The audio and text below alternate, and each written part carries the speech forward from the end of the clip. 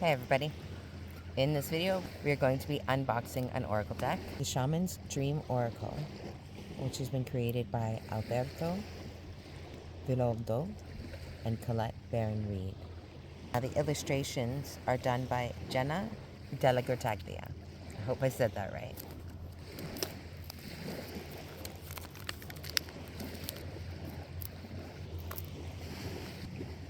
We are all sacred dreamers, dreaming the world into being.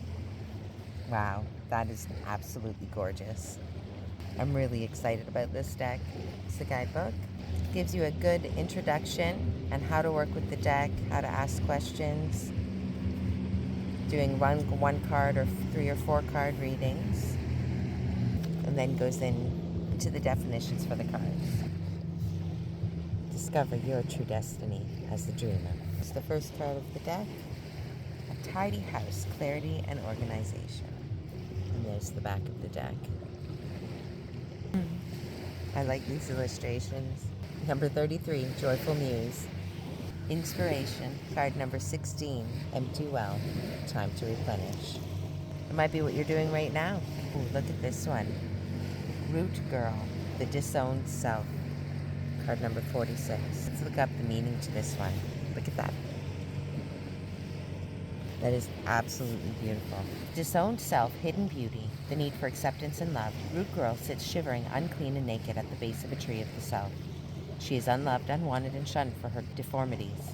She has no home, but is safe burrowing underground to dwell near the deepest of roots in the sacred tree. Who is she to you? Could this urchin be one part of you that, reintegrated, can lead you to wholeness and true purpose? This is a part of you, the embodiment of deeply flawed perception of your failures, manifesting as guilt and shame. When you project envy onto others or any emotion or instinct that you've learned to repress or deem unnatural, it's this homeless child self crying for attention, for acceptance and love. You want to lash out, ignore it, and push it aside, all the while refusing to acknowledge this ugly quality as belonging to you. But if you'd only look into the root girl's eyes and see the beauty and the unmet need, your unmet need, you would realize that this part of you asks for your compassion and understanding. This part of you was born when you were wounded, when you were conditioned to believe you are not whole, that your expression of self is somehow too much or too little. You may have even inherited this creature from your ancestors. However, it was this child self that came to be curled up at the roots of your sacred tree self. It's time to welcome her into your heart. When you do, everything you've been searching for becomes illuminated, and your path lights up with renewed purpose. When you come to love Root Girl and claim her as your own, accepting her and your humanity, she is transformed just as you are. Then all manner of magic begins to arrive in abundant form. Look for the beauty. I actually really like that card because it's asking you to look for the beauty in your flaws, because that's what makes you perfect. Perfectly imperfect. Ooh, look at this one. Card number 52. Wandering between realms. Being comfortable in 2 states, wandering between realms, reinvention. When the Straddling Worlds card shows up, it's an invitation to get used to living with 1 foot in your old world and 1 foot in the new. There's no going back to the way of things once were, and what will be is not yet fully here. You must find the delicate balance that can bring you delight as you relish the past and all your memories, along with the awe as you glimpse the astonishing and exciting future. Do not wait for applause. Move on quietly, humbly, invisible to others. This card brings an invitation to begin not only a new chapter, but a new book in your life. Do not break the news to anyone. Let people be as surprised as you are as you reinvent yourself. Make sure you are not just a slightly improved and more polished version of a dated and obsolete. Birth yourself into someone original. Do not feel like you have to explain yourself or be understood by anyone. Become a mystery even to yourself. Gaze into the mirror one morning and be pleasantly surprised. Straddling Worlds invites you to become a true wizard, not one who performs magic tricks, but one who has mastered the dance between the visible and the invisible worlds, between the realms of form and formless. You are the birther of new ideas, of original and sustainable ways of being in the world. All right, let's try one more. Horned Cactus, card number 29, Resourcefulness. Blooming through resilience, resourcefulness, discovery. When nothing seems to be happening fast enough or your ideas have dried up, You begin to question your relevance. During these periods in life, you might feel like giving up, frustrated and resentful that success will never happen for you. The issue here, however, is a matter of perception. The horned cactus thrives in the barren desertscape, offering you the gift of water when all appears to be dry. If you look at its body, you see the natural thorns that protect it from predators and the elements. What you don't see are the deep roots that extend far into the earth, filling it with a continuous flow of water. This succulent is a symbol of resilience, of resourcefulness, of your needs being met, in spite of appearances to the contrary. It's a reminder of the courage and inherent wisdom needed to dig deep below the less than friendly surface that hides a rich underground world. Can you connect to this magical truth and trust? The desert is a mystical place filled with mysterious creatures, beautifully adapted to their environments. The horned cactus tells you to take heart. This journey is only temporary, and you will soon be met with greener pastures. But first, you must acknowledge your inner strength and fortitude as you're tested here. Be as the cactus, resilient and resourceful.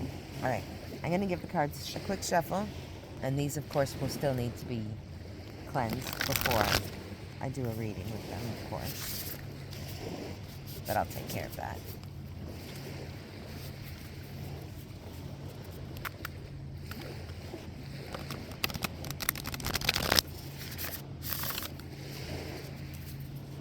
They do shuffle nicely.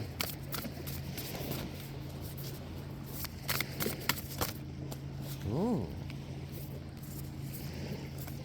Okay, 2 flipped over and 1 jumped right out.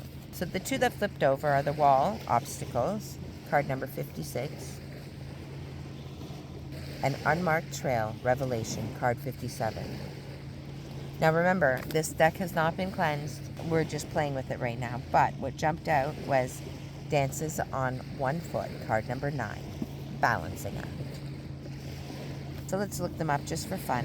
Why not? This is a little bit longer of a video than I planned. The wall, obstacles, being inconvenienced by life, detours, and non-action. There are moments in your life when you are so geared up, so sure that you are on track with such drive and momentum that you are shocked and confused when you encounter a wall. This unpredictably occurs outside of your ability to plan, regardless of if you've done everything right in alignment with the divine. It's imperative that you change your attitude now. This temporary roadblock is not an obstacle to blast through. This is not an invitation to push harder or cancel other plans or worry about who will win or lose. This is a stopping point to enable you to slow down and contemplate the part of the manifesting equation that you and everyone else forgets. Life on life's terms will override your best laid plans. Yes, as inconvenient as it may seem, this experience is an important reminder that you are a human being, not a human doing. Perhaps you've been reminded of your mortality, or that you are but a small part of a bigger universe where your destiny intersects with others. Your life may be meant to serve another purpose at this moment, and your attention meant to be directed elsewhere. Consider that this place of temporary non-action is exactly meant to be for you. Perhaps it's because all you desire and have set in motion needs time to coalesce and form on the other side. Could it be that all the elements are not yet in place for this manifestation to be for the highest good of all? Patience is required now, and the wisdom that this might be a great time to take a break and contemplate gratitude. What is truly yours will never be walled off from you. And the unmarked trail, card number 57, an unprecedented experience, discovery, revelation. You are called now to embark on a sacred journey. The Arthurian knights, in their quest for the Holy Grail, had to make sure to take an unmarked trail that no one had ever followed, or they would not accomplish their goal. Likewise, you must enter the darkest forests of your soul via a route as yet unidentified to find what you seek. The manicured paths will bring you only temporary pleasure and later great pain. Stop it. You already know there is no reward at the end of the road you are following. You are only killing time. Pause and breathe and commit in your heart to a sacred endeavor. Vow not to look for old solutions that may have worked with past challenges. Get out of character. Try the outrageous and keep your quest private. Ooh, again, we're talking about making changes and embracing the new without informing others. Now is not the time to speak of the voice that called you to embark on the unmarked trail. That time will come. The unmarked trail can be a sign that you have already made a choice, even if you do not want to acknowledge it. Be at peace with what your heart knows to be true. Your heart is already being made up, and your mind will follow. Pack lightly, taking with you only essential beliefs that you know to be trustworthy under all circumstances. The universe has your back. All right, and finally, dances on 1 foot, balancing act, resourcefulness, saying yes to life. Card number 9. When dances on one foot shows up, you are called to find a new balance. Just as a dancer moves gracefully into each pose, no matter how precariously balanced a step might seem, you must bring equanimity to the situation before you, no matter how thorny or difficult the relationship seems. If you are putting too much effort into managing your life, work, relationship, family, and digital media, you are missing the point. You have to be dancing while juggling your entire life, knowing that at any one time, half of it's going to be up in the air. It's not that you're doing too much and find it impossible to catch up. Rather, it's that you're confusing readiness with preparation. You will never ever be fully prepared for all of the challenges in life, but you can be ready to say yes to a new invitation the universe offers you. Live in a state of yes to spirit and no to everything not infused with life, romance, vitality, and the sacred. You will be surprised at how quickly your load lightens when you hold true to this lesson. You are challenged now to work with the resources available to you and not be seduced by the belief, if I only had more. Life has provided you with everything you need to accomplish your goals and fulfill your mission. When it feels like you are losing your balance, do not contract, holding your arms close to your chest, for you will fall. Instead, reach out and extend them fully, saying yes to spirit, steady in hand. I like that one. All right, everyone. That is our new deck. I will be cleansing this deck, and you will see it very soon, coming to a reading near you. All right, everyone. If you're new here, thanks for coming in. And if you've been here before, thanks for coming back. Hope that helped. And as always, if you've liked the content you've seen today, please like and subscribe and leave me a comment. Let me know what hit for you, what didn't hit for you, what are your practices,